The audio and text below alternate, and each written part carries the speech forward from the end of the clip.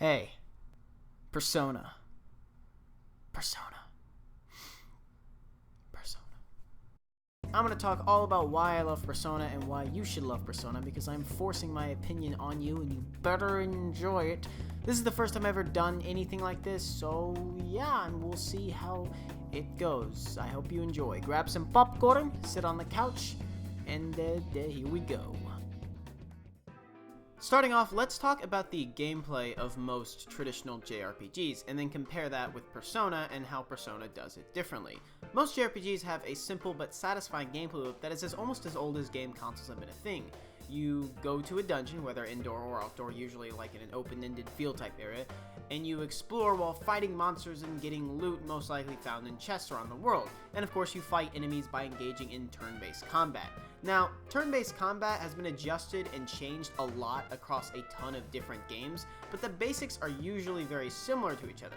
The enemy attacks you, dealing a set amount of damage, then you select your move, maybe a physical attack that doesn't require any sort of substance, or maybe you choose a spell that does require, like magic or whatever, but does a significant amount of damage and stuff. It's all very, very similar to each other. A lot of JRPGs have this sort of dungeon exploring, combat-y, feel to them, and that's pretty much a good duration of the game and the gameplay, with the only breaks being stuff like visiting towns to talk to the NPCs and purchase supplies. And then of course you have boss fights and the occasional cutscene that will come along. And that, in short, is the basic foundation for most Japanese role-playing games. Not all of them, but most. Persona does do this gameplay loop to a degree, but it changes things up by mixing the classic battle for reward system with a captivating time management simulator. Persona, specifically Persona 3, 4, and 5, aren't really full JRPGs, at least not in the traditional sense. The games are broken up between two different gameplay styles. Half of the time you are spending in dungeons, and the other half you have high school life in the real world.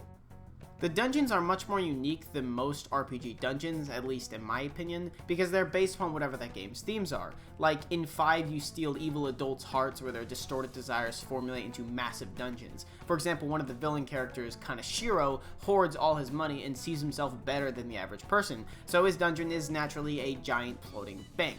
Once you get to the dungeon, in this case the bank, you'll go through it doing the usual RPG fare, fight a bunch of enemies, get some treasures, return back to the Velvet Room every 5 seconds to fuse your personas, and eventually encounter a massive boss fight that will probably destroy you first try. But, after defeating it, the game will take a little break and then move on to the next dungeon and repeat this process all over again. However, what do you do in between dungeons? The answer is a massive amount of time dedicated to your social and school life. You see, most epic video games have you play as a battle-worn warrior or an epic dragon killer, and so on, but in Persona you play as an ordinary high school student. Well, an ordinary high school student who can summon literal demon creatures called personas, for some reason. It's weird, yes, but it's also pretty awesome. I mean, come on, we've all had those moments where we were sitting in class and, thought to ourselves, man, this would be so much cooler if I could use this knowledge I'm learning to increase my intelligence, which in turn allows me to act quicker in battles with giant monsters based on Japanese and Greek gods next time I go to a literal spaceship. Yes, admit it. You've thought that exact same thing before. Basically, what I'm trying to say is that the idea of playing a game in which you are just hanging out with your friends, because let's face it, you have none in real life, or going to school to get better grades sounds kind of boring. Well, I mean, what if you played a game where you just fight enemies and repeat over and over again, doing the same strategies just so you can be a high enough level to defeat the next boss? You see, both ideas are fun for a bit, but they both get kinda repetitive because of how stilted they are. This enemy is weak to wind. Well, I guess I better spam wind on it for the millionth time. Or hey, look, this guy wants to talk about why some random girl dumped him. Oh, look, now I'm spamming the X button to get through his whiny, annoying dialogue. I'm talking about you, Kenji! But anyways, that's off topic. The point is, you combine both of these dumb ideas together, where half of the time you're fighting a muscle-bound president who is made as a direct response to Trump, probably, and then the other half you're eating a giant burger at Big Bang Burger Challenge in order to increase your gut stat. But don't you understand? By having the game split up between two completely different mechanics and yet having them correlate with each other is just what I can only describe as heaven. Now you may ask, how does the high school life stuff relate to the dungeon stuff? Well, I'm glad you asked, random person. Basically, everything you do in the real world relates to the fake one, or the TV world, or the metaverse, or Tartarus, or whatever it is in whatever game. What I'm saying is, by going to the movies and wasting your time watching whatever the new Batman is, you upgrade a certain stat to just kindness. for whatever reason. But upgrading that stat allows you to hang out with more people and create more social links. And when you create more social links, you level up your arcanas. And when you level up your arcanas, you unlock the ability to fuse more powerful personas, which in turn allows you to beat the crap out of that stupid present. Do you know where I'm getting at? Everything you do does something and upgrades your character in some way. And so you never feel like you are wasting your time. In fact, I'd argue that you don't have enough time to waste, because you only have a specific amount of days, and once they're up, the game ends, which gives all the games this sort of replay value that not a lot of games have, because it's literally impossible to do and see everything in one playthrough, despite the fact that they will all take you like 100+ hours to beat. Alright, the point is, what I really want to get across about the gameplay is that it's super addictive, because no matter what you're doing, whether it be fighting shadows or trying to date the girl who just can't stop playing shogi, aka Japanese chess, you're always upgrading some stat and making some bit of progress. It isn't progress what life is all about. I mean, isn't like one of the most fun things about video games is getting achievements, you know, upgrading your character, leveling up. And most RPGs, you level up every now and then by fighting, but in Persona, everything you do, whether it be taking a bath at the bathhouse or doing your laundry, or of course defeating a boss, everything you do upgrades some sort of stat, so you will always feel like you're making progress. Now, face it, you don't have friends. It's okay, I don't either. But I have good news, because through the virtual world of Persona, voila, you now have friends. I mean, scripted NPC friends, but yeah, whatever, the details don't matter. The point is, every mainline Persona is all about the bonds you form with other people. It's kind of the series gimmick, you know, friendship wins against the god enemy. Now, normally having so much of the game just reading certain characters' dialogue would be boring, but thankfully almost all of the characters in either 3 or 5, and especially 4, are all really well written and likable. But it goes deeper than just, haha, Yusuke from Persona 5. It's hilarious because of how socially unaware he is and the fact that he probably has some sort of Asperger's syndrome. Or look at Kodamara, he's such a cute doggo. Oh, he's so cute. Sorry about, anyways, it goes much deeper than that because of the way the story writes them. In 4, for example, every character has to eventually face themselves. They all have another side to them, a repressed side, if you will.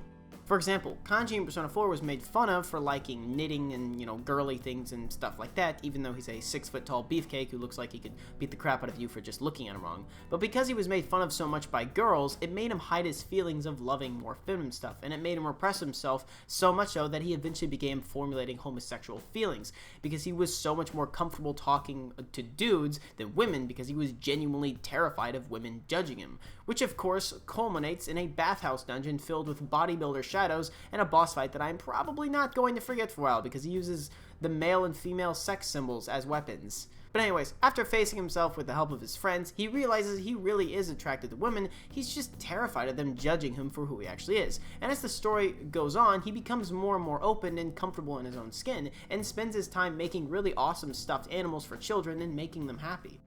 And he's not the only one. Every main character has to face themselves in some way in Persona 4, and it gives them this sort of relatable quality that I've almost never seen in any other games. It's also just a really good life lesson that you can't better yourself without admitting your faults and admitting that they are a part of you. Persona 5 and 3 aren't as character-focused as 4, but they still have a lot of great moments, like Futaba being too terrified of the outside world to come out of her room ever since her mom passed away. Or Aigis, a cyborg who was made to kill shadows, eventually finding a feeling and wanting to figure out why humans want happiness in such things such as love or working on something they're passionate about. It also helps that the characters are just really well voiced, and the writing is top-notch for all 3 games. I also love how all these characters are friends. Like actual friends. Sure, they meet up because they had a common enemy or interest, like figuring out what the Dark Hour is in 3 or finding the serial killer in 4, but even though they meet up under dark circumstances, there's a lot of moments in which they're just hanging out and being teenagers. Persona 4 definitely does this the best, such as an entire scene in which the gang goes to a beach simply because they want to. It shows that these characters aren't just here to progress the story, because in real life, we're not, you know, fighting giant monsters and going on some epic story every 5 seconds or whatever. Sometimes you and your friends just want to hang out and talk and goof around.